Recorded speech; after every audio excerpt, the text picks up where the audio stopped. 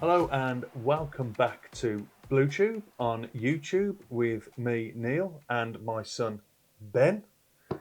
Today we will be focusing on how we've done in the transfer window with Blues and the ins and outs, the deals, what we expected, what happened, what didn't happen.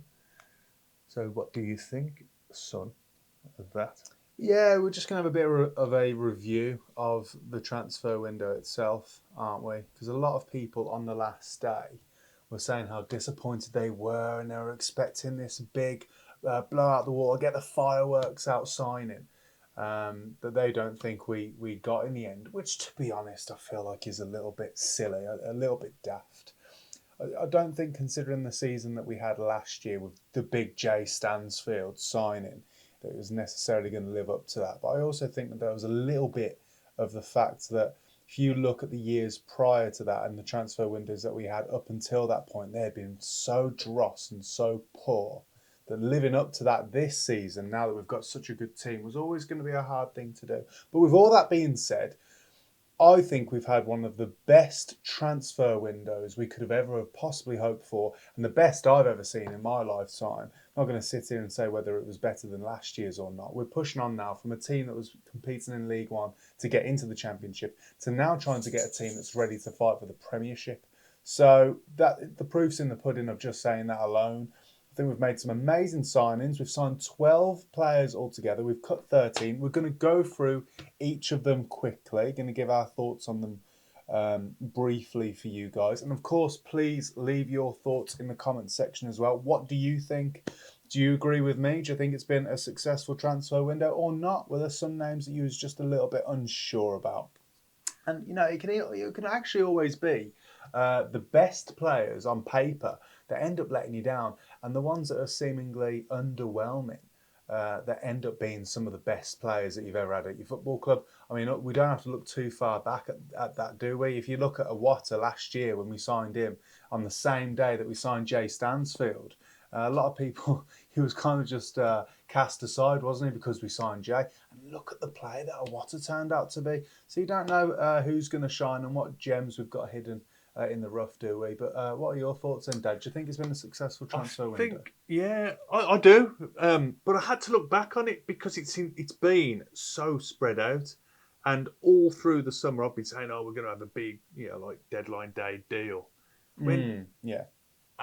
and sensibly so. When you look back at it, I think that if you take the whole summer as like and put it into perspective, what we have done, because I think I'm guilty a little bit of sort of being a little disappointed because I built my hopes up on this big transfer. But when you look and you go through our squad now of what we've got, I think it really is a really good window.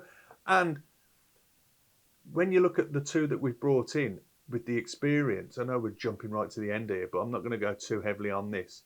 I think we've really got to put into perspective the really good deals that we've done this transfer window, Yes. and I think we need to be happy with what we have done. And I'm sure you're going to go through everything now, and we'll chat about it.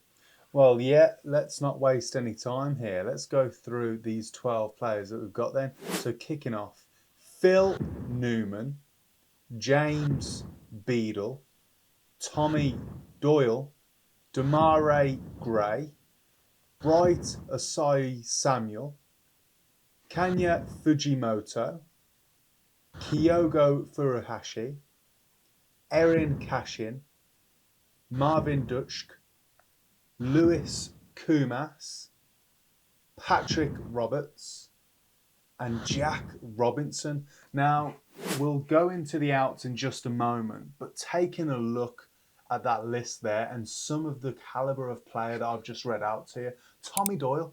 And people obviously talk about James Beadle and the goalkeeper, and oh, he's young, juvenile. He hasn't really proved himself yet. He's an England under 21s champion.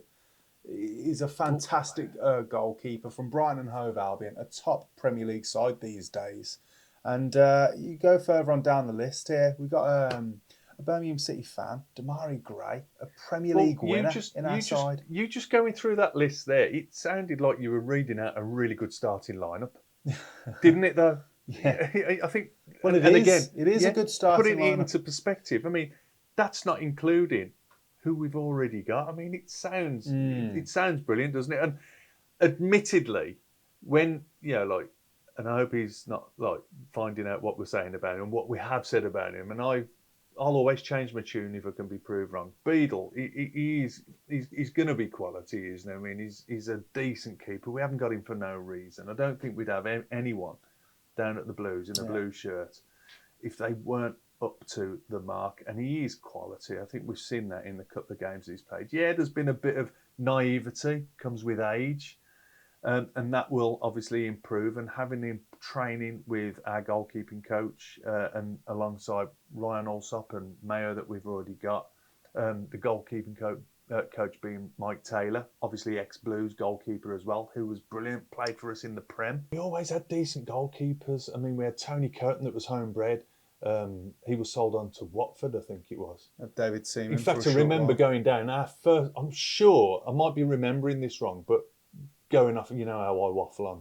But yeah, I'm pretty sure his first or one of his first games for Watford was against the Blues after we'd sold him. Yeah, and we had a player called Billy Wright, not that Billy Wright, but we had a player called Billy Wright who could really had a thunderous shot on him. And I remember Tony Curtin was obviously facing a penalty with him on the first game. I'm sure it was one of the first games. And I just remember Tony Curtin sort of, and all the Blues crowd cheered him. He sort of like put his head in his hands like this and sort of faced away from him as if he was scared of Billy Wright's shot, but we scored the penalty anyway. And then David Seaman came in. I'm trying to think of else. Joe Hart, Ben Foster. Well, that's a little bit later on. There was a bit of. I mean, we had to go through every single goalkeeper. No, I'm not going to. But and I'd like to see us doing that again now. So yeah, we've got a potential England keeper coming in. Yes, he's only on loan, but it's that winning mentality that we keep going on about with the squad. Yeah. Which again we'll talk about shortly with the type of players we're bringing in. You mentioned Phil Nyman coming from Hanover 96. Yeah. And that one went under the radar a little bit because obviously it was a contract agreement from last year. We wanted him sooner, didn't we? And I think that's pretty common. And they kept hold of him till the end of the season. And we were sort of anticipating and really looking forward to him coming.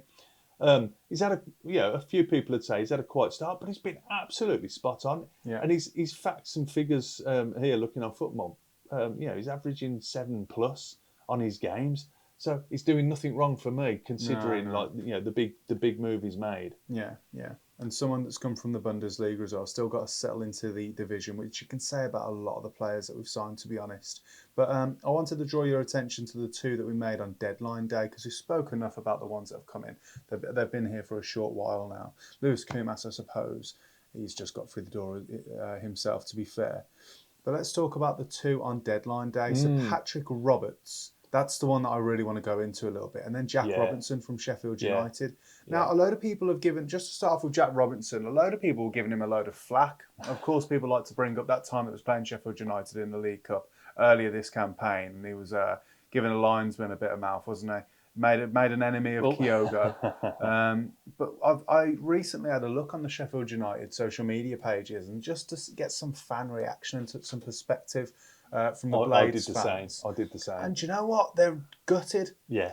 They're thinking that it's a captain jumping ship because, of course, it's not going very well for Sheffield United at the moment under Ruben Sellers. And they're thinking, do you know what? Fair play to you, mate. You're getting out whilst you can. But as far as they're concerned, they've lost an amazing player and their captain, and he's playing for us now, and he's quite far down the pecking order. I think it might be a bit of a coup for us. I think it is, looking back. Yeah, he's 32, and I've heard people saying, we had the chance to get Ben Davies back, who's only just turned 30. And that is significant, by the way. Yeah, I will say I agree to a certain extent with that. This is a bit of an unknown entity, but the guy's a winner. The guy is a fighter. Again, he's a naturally left-footed centre-back. He's played left back in the past. I don't think he's necessarily there for that. Yeah. I've even sort of wondered if we are going 3 at the back or if there's an option for us to play 3 centre backs, which we mentioned sort of before the season started. We have that option now with him. But the guy's a winner. He's captain mentality. And it's funny how we both remembered that game against Sheffield United where he was given linesmen are, Well, but you know what? round of the Fs and whatnot. I don't mind a little bit of that. A Mm. player with a little bit of bite, a little bit of aggression about them. Of course, tempers flare in games for everyone, and you've got to keep yourself composed and calm. And it's funny to look back on now that we've Jack seen Robinson that. thing. We've We seen haven't that had with the much of it management. though, have we? We've seen that with certainly Chris Davies has got it, and I think that he's coming Shows into passion. our game. It's passion, but we've been called a bit of a dirty team. But look at the Newcastle game, and even at the start of this season, people are saying that we're playing dirty football. We're not playing dirty football. No, We're a that's hard nonsense. team. We're a firm team. We don't go half-heartedly into a challenge. Yeah. And I think, there's only one man on the pitch that's going to ruin that for us, and that's the man in black, isn't it? So we've just got to be careful from that point of view.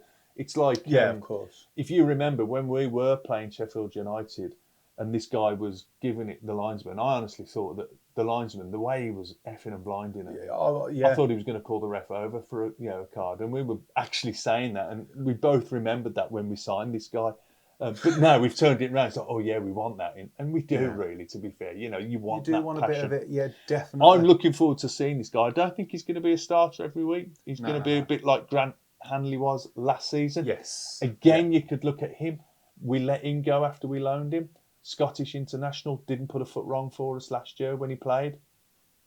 Maybe the option wasn't there. I do quite often think about that signing. I'll say it now. I still think that Grant Hanley could have been vital for us this year. Yeah, fleeting I agree, with his honest minutes with and appearances and all those sorts of things. He's at Hibernian now, funnily enough.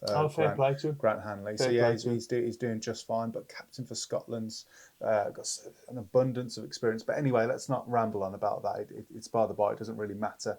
But the other signing that I wanted to talk about, the only other one that we had on transfer deadline day, was Patrick Roberts, an instrumental midfielder for Sunderland's promotion campaign to the Premier League.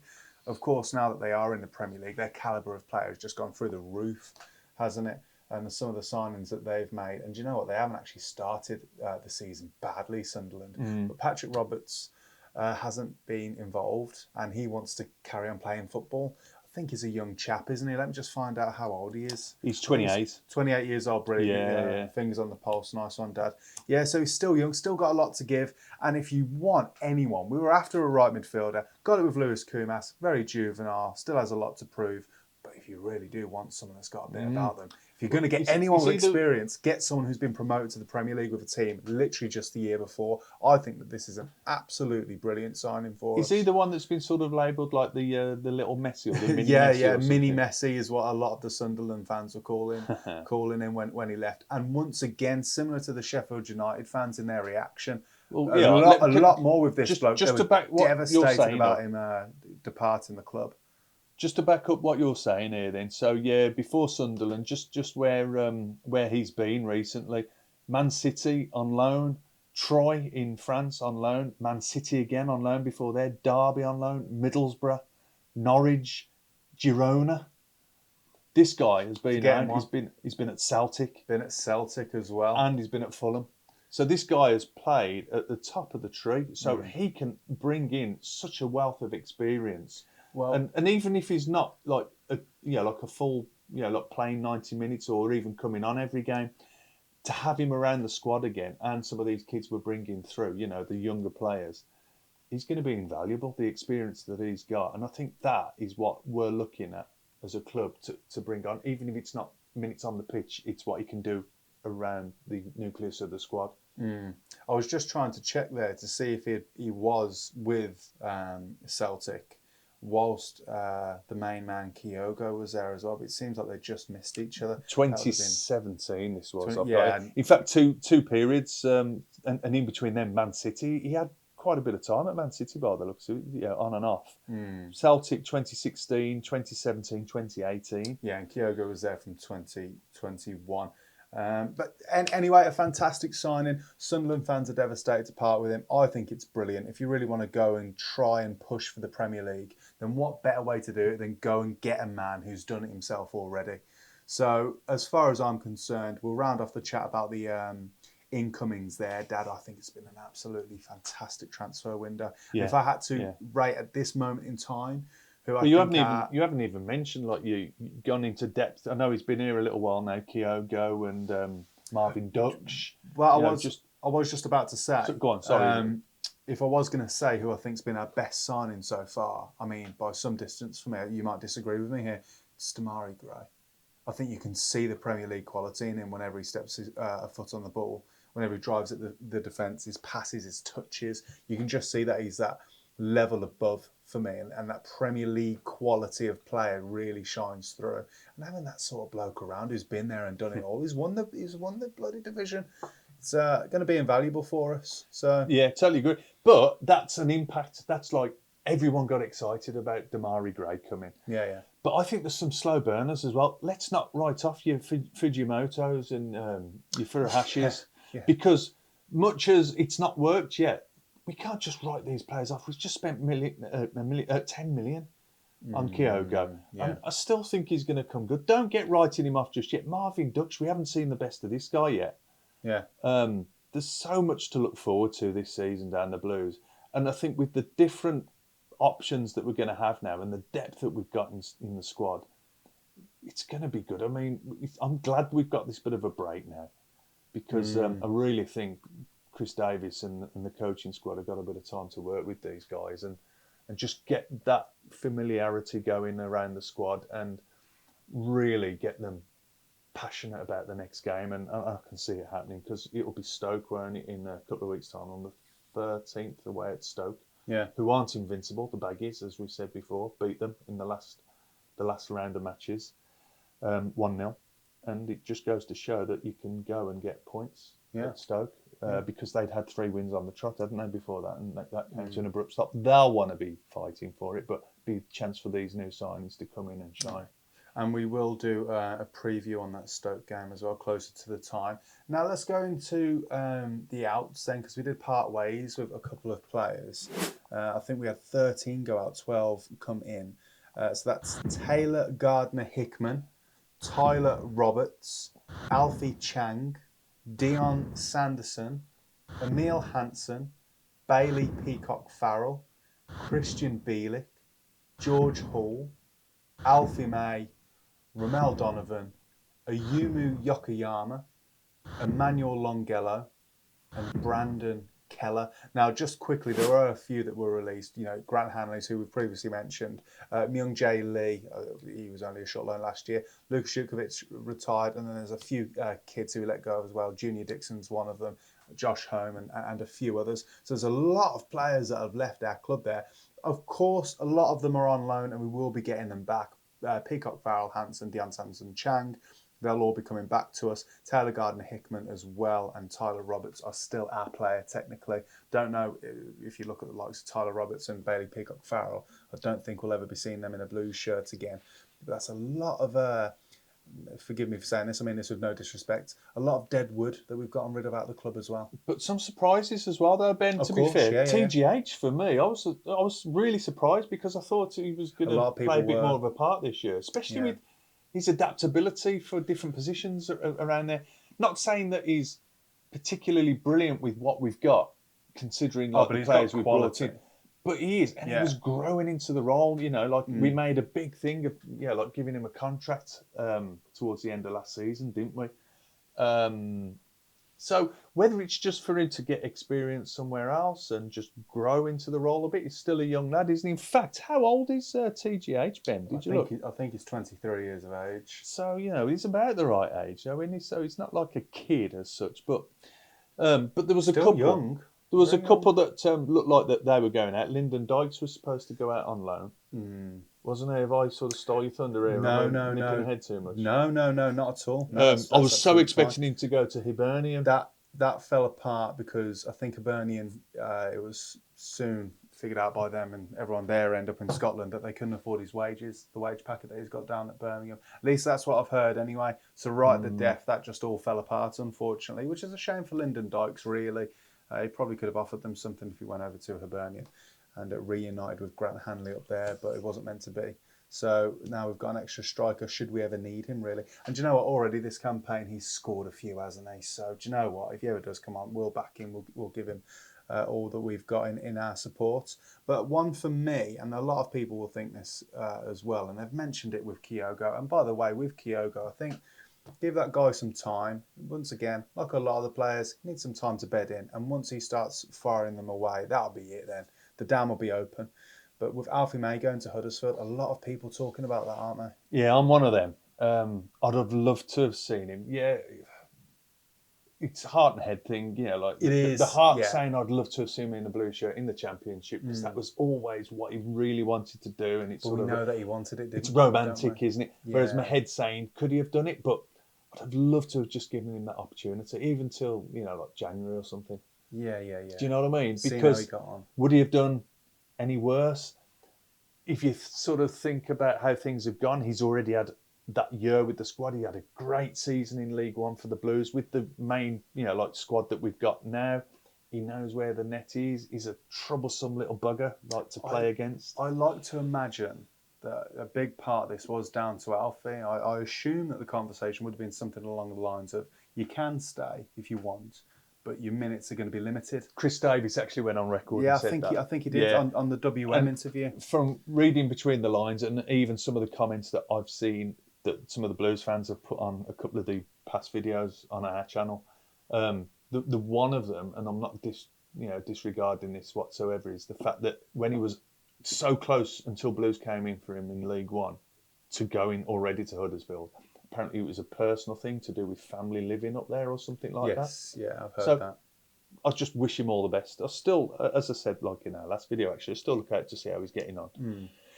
And yeah, wish him all the best because he was brilliant for Blues last year. Yeah.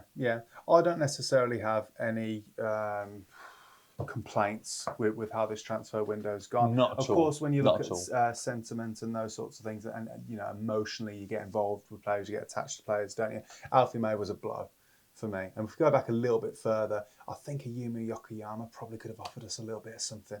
Yeah. But do you know what? The signings that we've made have been absolutely fantastic. I can't wait to have a look at this Patrick Roberts. I think he's going to be instrumental in our campaign in trying to push for the top 6.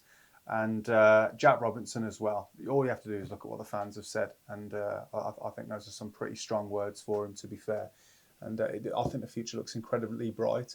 Just for the sake of giving this a bit of a conclusion, if we could put a number to the transfer window out of 10, how would you grade this one? Because I'm going to give this a 9 out of 10.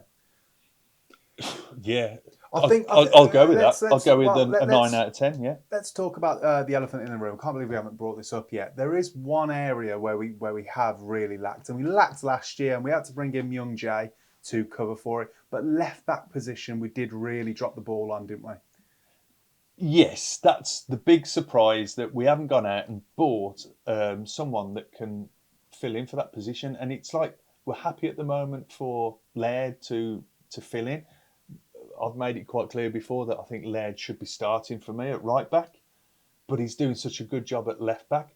But when Cochrane is fully fit, and I'm only assuming that he wasn't fully fit for the last game, but if Cochrane is fit now, he's got to start.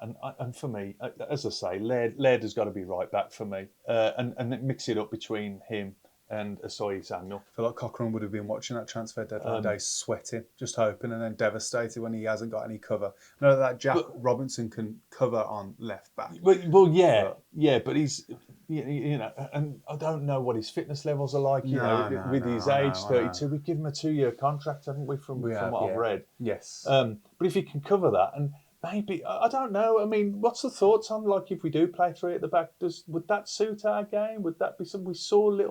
We see snippets of it during the play when we do it now. We sort of fall into that formation when we're attacking, don't we? As we go forward and we sort of swivel around. I like the thought of it, to be honest with you, with Neumann being able to play you right back and cover that. And if you've got Roberts being able to play on the left back on position. the left, yeah, well, no, left centre back position. You mean? Yeah, sort of, and then it gives Clara that central position. We know he's predominantly right-footed, but he's doing all right on the left side. It takes him a little while each game. You notice sound bad, to warm into actually. it. That does sound, What's people's thoughts on that? With Laird or Asai and Cochrane then pushing more forward. We both know that Laird's crossing ability and running at the back line is fantastic, as is Asai Samuel, and Cochrane getting forward and putting some beautiful crosses in. He's got a great ball on him. Yeah. So yeah, But I was going to say we've still got Buchanan to come back in. We don't know how that's going to be. I haven't heard any more on that. I don't know if you have. no, still a few months out, unfortunately. But we don't want to have to make do. Say if Cochrane does get a knock again, we don't want to have to make do. So I am a little bit disappointed that we haven't got someone in. But then again, TGH, I know we've tried him at left back. We tried him last year, and I don't think he was as comfortable as he can with right back.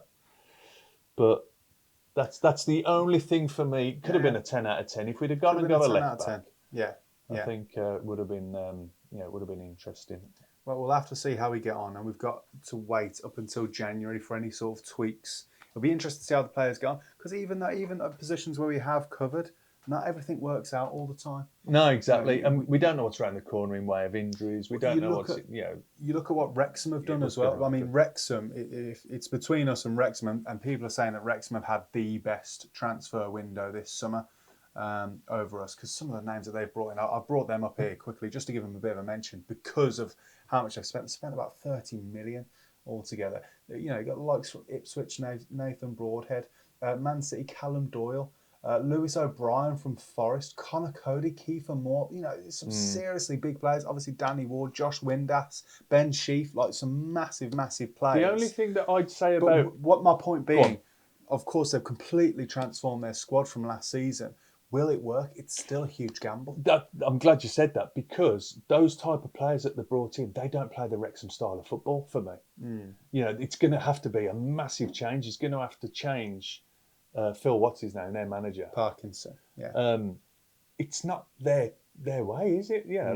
So it's going to have to be a massive change of the way they go about things with the type of players he's brought in. He's really changed it. I mean, those are the sort of players that you bring in well before your pre-season starts, and you get them adapting, because that's going to take some work. But yeah, some cracking players. So fair play to Rex. I give them all the credit. They go in for it, and do you know what?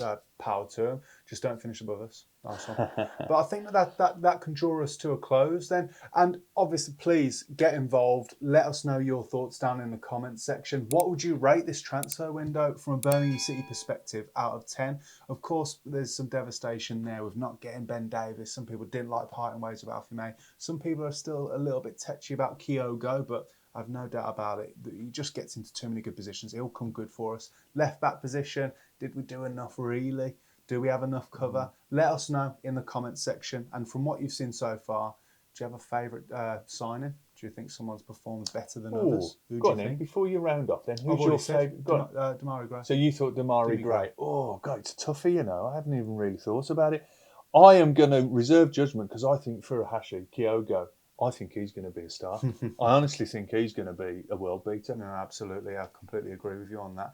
And if you haven't already, please don't forget to like and subscribe. It helps us out more than you know.